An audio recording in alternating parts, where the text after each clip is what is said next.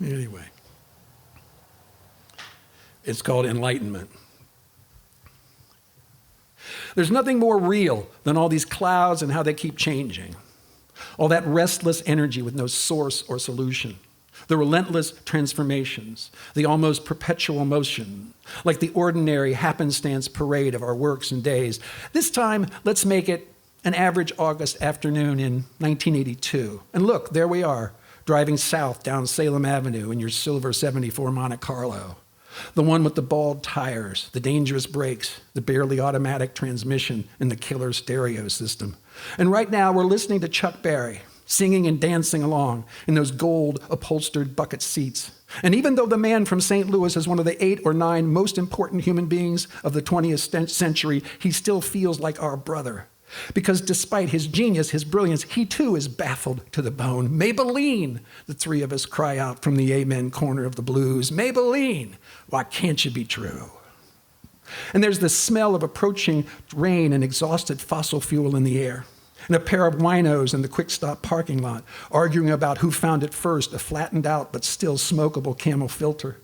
And if you multiply the number of stars in the Milky Way by 5, that's how many human desires there are. And a few of them set you free, but most of them just break your fucking heart. Which isn't, I understand, the latest news. And neither is the abandoned steel foundry over on Springfield Street, the boarded up stores, the slum landlord housing, the final surviving tool and die shop, that long row of empty red brick warehouses, the smashed and shattered windows, like the bullet-riddled body of the socialist candidate for president of El Salvador or Guatemala or somewhere equally south of the border. They murdered him, that gang of fascist thugs. Because he kept talking about justice, because he took Jesus seriously, because we trained them and told them to do it like we always have.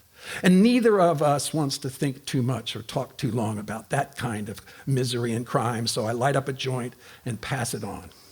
And we make our aimless way down the North Dixie Strip, sailing past the titty bars and the Sip and Nip and Eisenhower's Cafe.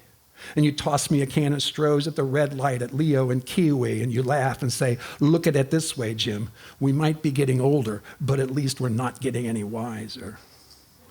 And the next thing I remember in this poem is you, on your first try, somehow squeezing the epic length of that Chevrolet into the last tight spot parking lot in front of that yellow house on Green Street.